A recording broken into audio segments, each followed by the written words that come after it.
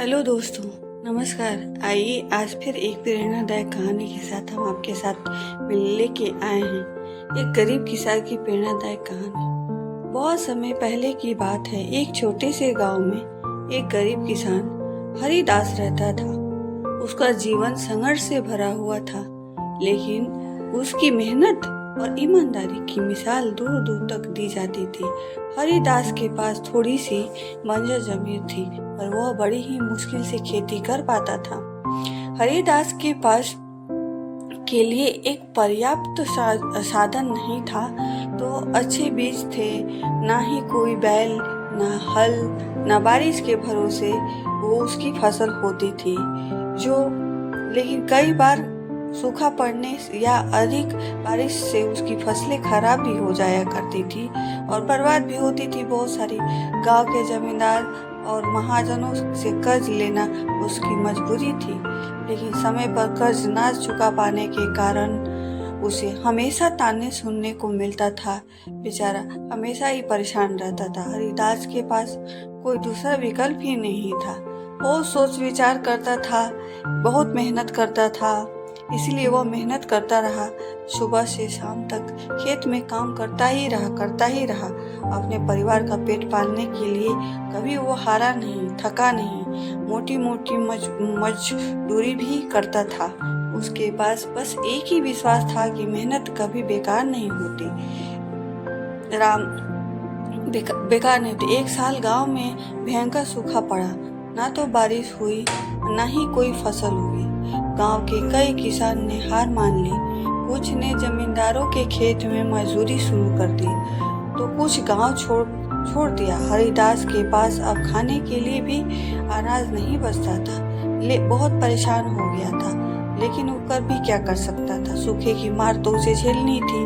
उसकी पत्नी और बच्चे भूखे से बेहाल हो जाते थे, लेकिन हरिदास ने हार नहीं मानी। उसने सोचा कि अगर बारिश नहीं हो रही है तो कोई और उपाय करना होगा।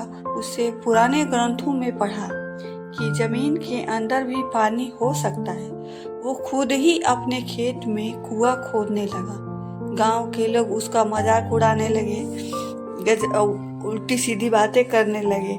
ये अब गांव अपनी जमीन पे कुआं खोद लेंगे, खेती कर लेंगे। मैंने अजब अजब से बातें करना शुरू कर दिए।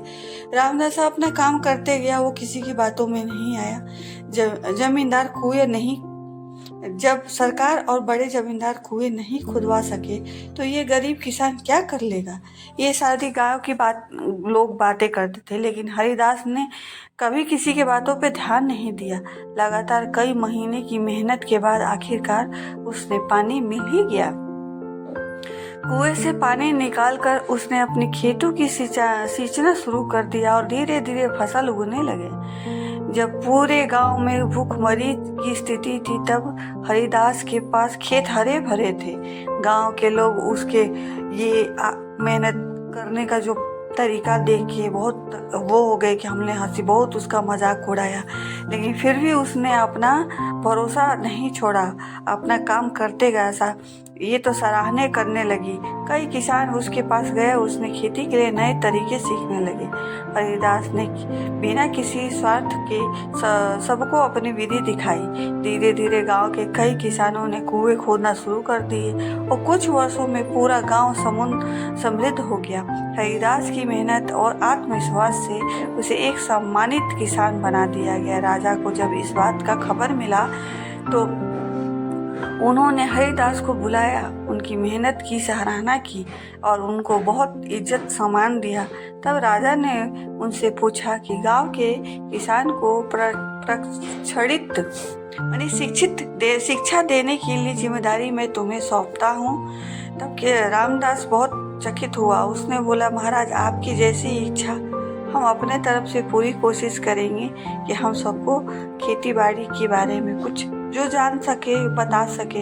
हरिदास की कहानी से हमें यही सीख मिलती है कि हरिदास कठिनाई जीवन का हिस्सा है, लेकिन अगर हम मेहनत और आत्मविश्वास के साथ डटे रहे तो सफलता जरूर मिलती है। हार मानने के बजाय समाधान खोजना चाहिए, क्योंकि मेहनत और धैर्य से हर समस्या का हल निकल जाता है। इसका कहने का यही तात्पर्य है कि मेहनत का कोई विकल्प नहीं होता और सच्ची लगन से किया गया प्रयास हमेशा रंग लाता है। इसीलिए हमें इस कहानी से यही सीख मिलती है कि हमें अपने कोई भी कार्य को परिपूर्ण करना चाहिए और लगन से उसको करते हुए उसको पूरा करना चाहिए। जय श्री राधे।